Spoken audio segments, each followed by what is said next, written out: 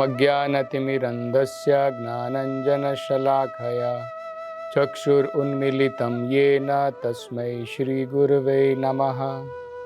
नमो ॐ विष्णुपादाय कृष्णप्रेष्ठाय भूतले श्रीमते भक्तिवेदान्तस्वामिन् इति नामिने। नमस्ते सरस्वते देवे गौरवाणी प्रचारिणे निर्विशेषा शून्यवादी पाश्चात्यदेशतारिणे। जय श्री कृष्ण चैतन्य प्रभु नित्यानंद श्री अद्वैत गदाधर श्रीवासादि गौर भक्तवृंद। हरे कृष्णा कृष्ण कृष्ण हरे हरे, हरे राम राम राम हरे हरे। हरे कृष्णा। आप सभी भक्तों का आज की कृष्ण कथा में हार्दिक स्वागत है। एक बार जब कृष्णा अपनी गैयों के साथ में, अपने ग्वाल बालों के साथ में यमुना नदी के तट पर थे तो उनको बहुत प्यास लगी। उसके बाद अपनी प्यास बुझाने के लिए इन ग्वाल बालों ने, इन गैयों ने यमुना नदी का पानी पिया। और जैसे ही उन्होंने इस बार यमुना नदी का पानी पिया, तुरंत वो सब धरती के ऊपर गिर पड़े, मानो बेहोश हो गए हों। भागवतम में कहा है, ऐसा लगता था मानो वे अर्ध मर्त हो गए हों। ऐसा क्यों था? क्योंकि यमुना नदी का पानी अब अत्यंत जहरीला हो चुका था। कालिया नाम का जो सर्प था, अब जो यमुना नदी में वास करता था, उसके द्वारा पूरा का पूरा यमुना का पानी दूषित हो गया था और जहरीला हो गया था। तो कृष्ण भगवान जब उन्होंने देखा कि उनके ग्वाल बाले और गौ माता सब अर्ध मरे की तरह वहां पर पड़े हुए हैं, भगवान ने अपनी नजरों के द्वारा, अपनी आंखों के द्वारा उनको प्रेम से निहारा। और जैसे ही भगवान ने उनको प्रेम से निहारा, तुरंत वो वापस जीवित हो उठे और एक दूसरे को देख करके बड़े आश्चर्यचकित थे, क्योंकि उन्हें ज्ञान था, उन्हें ज्ञात था किस प्रकार से जहरीला पानी पीने के पश्चात वो बेहोश हो गए थे। और अब दोबारा वो जब चेतन अवस्था में पहुंचे, दोबारा जब वो जीवित हुए लगभग उस मरी हुई परिस्थिति से, तो भगवान की कृपा के कारण वो समझ सके कि भगवान योगेश्वर हैं, सभी प्रकार की योग शक्तियों के भगवान मूल कारण हैं। तो इस यमुना नदी में कहा जाता है, जब से ये कालिया सर्प वास करने लगा, 24 घंटे इस नदी के ऊपर उसकी जो श्वास जाती थी कालिया सर्प की, वो लगभग आकाश तक जाती थी। और 24 घंटे ये जहरीली हवा जो है सारे वातावरण में छाई रहती थी। कहते हैं कि अगर एक पक्षी भी वहां से उड़ता था, उस पक्षी भी उस जहरीली हवा को सूंघने के पश्चात वो भी मृत होकर के वहां पे गिर जाता था। जितने भी पेड़ पौधे यमुना नदी के किनारे थे, सब उस जहर के कारण सूख गए थे। तो भगवान कृष्ण ने क्या किया? तुरंत भगवान कृष्ण वहां पर आए और यमुना नदी के किनारे पर एक कदम्ब का पेड़ था। उस कदम्ब के पेड़ के ऊपर भगवान चढ़े और वहां से भगवान ने जो है, यहां पर यमुना नदी में जहां पर इस कालिया सर्प का वास था, वहां पर भगवान ने छलांग लगाई। तो वेदों में बताया है, पुराणों में खासकर इसका वर्णन किया है कि इसके 2 कारण थे कि ये जो कदम्ब का पेड़ था ये अभी भी जीवित था। बाकी सारे जितने भी पेड़ थे, लताएं थे, सब सूख गए थे, लेकिन ये कदम्ब का पेड़ एकमात्र जीवित था। एक कारण ये था क्योंकि अब भगवान के चरण कमल जब उस कदम के पेड़ को लगे वो पुनर्जीवित हो उठा। दूसरा, पुराणों में बताया है कि भगवान विष्णु के वाहक गरुड़, उनको ये ज्ञान था कि कलयुग में इस समय में भगवान अपनी ये लीला रचाएंगे कलिया दमन की। इसलिए जब वो अमृत ले जा रहे थे तो उन्होंने कुछ बूंदे अमृत की इस कदम पेड़ के ऊपर छिड़की, जिसके कारण ये कदम का पेड़ जीवित रहा। बाकी अन्य सारे पेड़ जो है सूख गए थे। तो भागवत में इसका विवरण दिया है, जब भगवान ने छलांग लगाई यमुना नदी के अंदर में, वो इस प्रकार से प्रतीत हुआ मानो बहुत बड़ा पहाड़ नदी के अंदर गिर गया हो।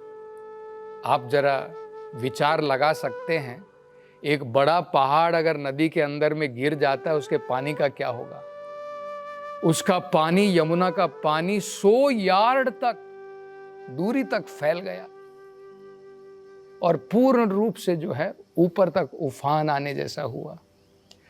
बाद में शक्तिशाली भगवान, जिस प्रकार से हाथी जो है पानी के अंदर में तैरता है, उसी प्रकार से हाथी की भांति भगवान कृष्ण जो है आप कलिया के वास की तरफ जाने लगे। तो कलिया ने जब ये आवाज सुनी वो भी तुरंत जागृत हो गया और अब भी वो देख रहा था कि कौन इस तरफ आ रहा है। तो जब उसने भगवान कृष्ण की सुंदर छवि देखी वो बिल्कुल मुग्ध हो गया। कालिया ने देखा कि किस प्रकार से भगवान श्याम सुंदर रूप में हैं, पीतांबर वस्त्र धारण किए हुए हैं, कौस्तुभा का जो है मणि भगवान धारण किए हुए हैं और भगवान जो है मुस्कुरा रहे हैं। तो जब भगवान की इस प्रकार की सुंदरता उसने देखी तो मुग्ध हो गया। लेकिन वो क्रोधित भी था, वो जानता था कि कृष्ण जो है मेरी वास की तरफ आ रहे हैं और मुझे यहां से खदेड़ना चाहते हैं, इसलिए क्रोधित हो उठा और क्रोध के द्वारा भगवान की तरफ लपका। और उसने क्या किया, ये कालिया सर्प जो है बड़ा भयानक था, लगभग जो है इसका शरीर का जो है अगर देखा जाए तो इसकी लंबाई और चौड़ाई बिल्कुल एक पहाड़ के बराबर थी। तो इस कालिया सर्प ने क्या किया, भगवान कृष्ण को अपनी कुंडली के द्वारा लपेट लिया। जैसे हाथ होता है उसको रस्सी से लपेट लेते हैं, तो सांप क्या करता है, अपनी कुंडली में उसने भगवान को लपेट लिया। तो भगवान भी कुछ देर तक कालिया सर्प के साथ में इस प्रकार से क्रीड़ा करना चाहते थे, तो भगवान भी वहां पर लिपट गए। तो भागवत में बताया है कि भगवान कृष्ण जो हैं सारे व्रजवासियों के प्राण थे। तो जब सभी व्रजवासी जो भगवान के ग्वाल बाले थे, जो गायें वहां पर खड़ी थी, जब उन्होंने ये दृश्य देखा तो उनके ऊपर क्या बीती।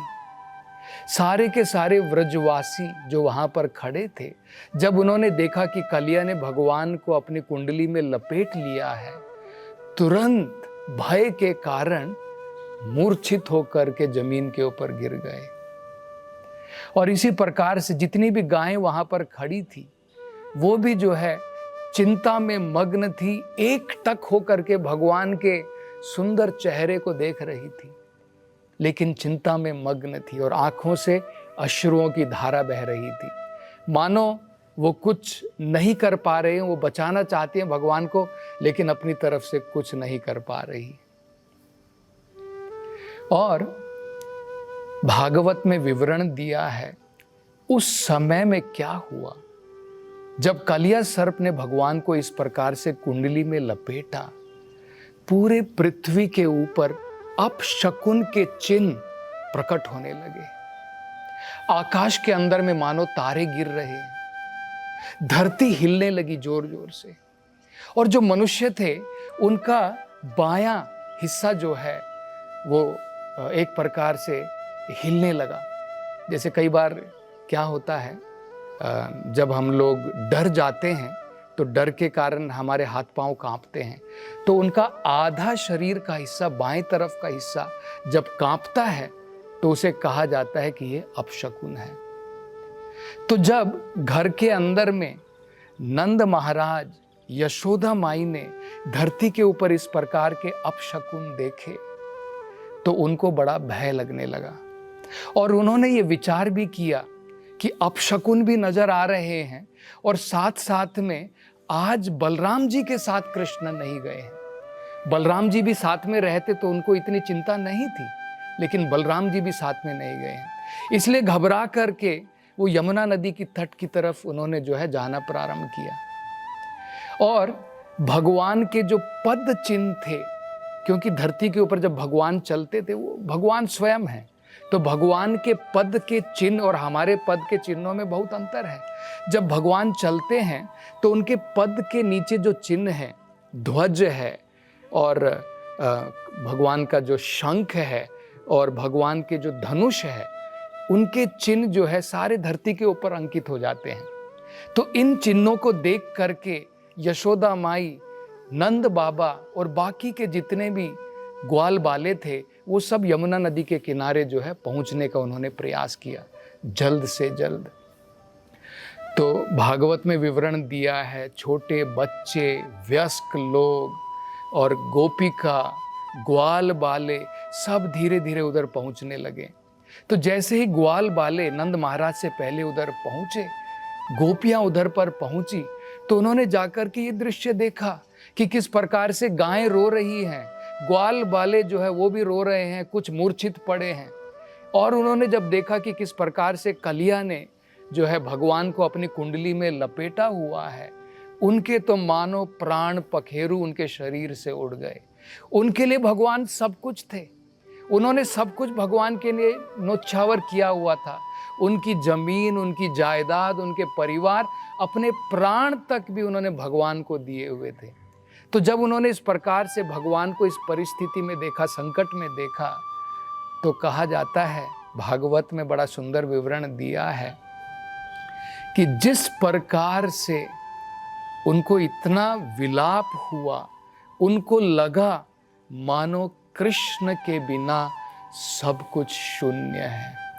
चैतन्य महाप्रभु भी अपनी प्रार्थना में कहते हैं, शून्यम इदम जगत सर्वम गोविंद विरहेन में। भगवान गोविंद से अगर हमारा विरह हो जाए, हमारे पास भगवान नहीं है, तो सारा जगत शून्य है। तो इस प्रकार से ये सारी गोपियां, ये व्रजवासी, उनको लगा कि उनके प्राण जो है शरीर से निकल चुके हैं। और धीरे धीरे वहां पर नंद बाबा और यशोदा माई भी आ पहुंचे।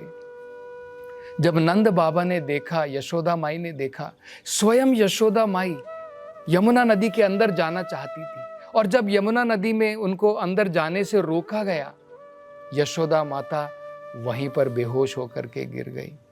नंद बाबा भी अंदर जाना चाहते थे, लेकिन सभी ग्वाल बालों ने उनको रोक दिया। बलराम जी ने खासकर उनको रोक दिया, और बलराम जी जानते थे, क्योंकि वो पूर्ण रूप से वेदों के ज्ञानी हैं।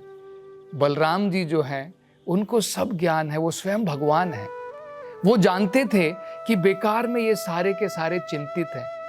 असल में ये भगवान की एक लीला थी, जिसमें भगवान किस प्रकार से विरह के साथ में उनके भक्त भगवान को याद कर सकते हैं, ये एक तरीका हम सबको सिखाना चाहते थे कि आज अगर भगवान हमारे सामने नहीं है, हमें भी गोपियों की भांति भगवान को इसी प्रकार से याद करना चाहिए, विरह के रूप में। तो ये भगवान हमें सिखाना चाहते थे। लेकिन बलराम जी को तो पूरा ज्ञान था कि कृष्ण कौन है, उनका कोई कुछ नहीं बिगाड़ सकता है, और ये सर्प क्या है, ये तो पृथ्वी का एक सर्प है, आम सर्प है, ये भगवान का क्या बिगाड़ सकता है। इसलिए उनको कोई चिंता नहीं थी। तो ये सारी भगवान की ही लीला थी। और इस प्रकार से जब कृष्ण ने देखा कि नंद बाबा, यशोदा माई सब बड़े चिंतित हैं, तब कृष्ण भगवान जो है लगभग जो 2 घंटे तक इस प्रकार से इसकी कुंडली की चपेट में रहे कलिया की, तब भगवान ने जब उनकी चिंता दूर करनी प्रारंभ की, तब भगवान ने क्या किया, अपने शरीर को बढ़ाना शुरू किया। तो जैसे ही भगवान ने अपने शरीर को बढ़ाना प्रारंभ किया, अब कलिया के लिए भगवान को लपेटना असंभव हो गया, भगवान को छोड़ना पड़ा। और जैसे ही भगवान उसके चुंगल से बाहर निकले, तुरंत भगवान जो उसके ऊपर लपके, बताया जाता है जैसे गरुड़ एक सर्प के ऊपर लपकता है, भगवान कलिया के ऊपर लपके उस प्रकार से। तो उसके बाद में उसके जो है लगभग 100 के भी ऊपर फन थे कलिया के। तो उसने अपने दूसरे अलग अलग फनों के द्वारा भगवान को पकड़ने की चेष्टा की, लेकिन भगवान जो है उनको कौन पकड़ सकता है। तो कलिया ने बहुत कोशिश की, बहुत प्रयत्न किया। भगवान जो है उसको चारों तरफ चक्कर में घुमाते रहे। घूमते कलिया जो है बिल्कुल थक गया। उसके जो है लगभग उसके प्राण पखेरु सब निकल गए, इतना थक गया वो। तो थकने के बाद में भगवान ने क्या किया, उसके फन को नीचे किया, उसके फन का सहारा लेकर के उसके फन के ऊपर कूद गए। और भगवान जो सारे के सारे नृत्यों के, गीतों के जो मूल कारण हैं, वो भगवान उन्होंने जो है कलिया के फन के ऊपर नृत्य प्रारंभ किया। और भगवान जो है कलिया के फनों के ऊपर नाच रहे थे। उसके बावजूद भी कलिया ने प्रयास किया अपने दूसरे फनों के साथ में भगवान को पकड़ने का, लेकिन भगवान के नृत्य के द्वारा अब कलिया जो है धीरे धीरे उसकी सारी शक्ति क्षीण होने लगी। और फाइनली जो है कलिया बिल्कुल थक करके, उसकी पहले जो है उसके मुख से अनेकों प्रकार के जहरीले पदार्थ निकले। मतलब अभी क्या हुआ, भगवान के इस प्रकार से स्पर्श करने के द्वारा अब कलिया का शुद्धिकरण हो रहा था। उसके सारे जितने भी जहरीले पदार्थ थे सब उसके मुख से बाहर निकलने लगे। और भगवान जो इस प्रकार से कलिया का दमन कर रहे थे। और आगे की कथा में क्या होगा, भगवान किस प्रकार से कलिया का दमन करेंगे, उसके बारे में विवरण अगली हम जो है कथा में सुनेंगे। हरे कृष्ण।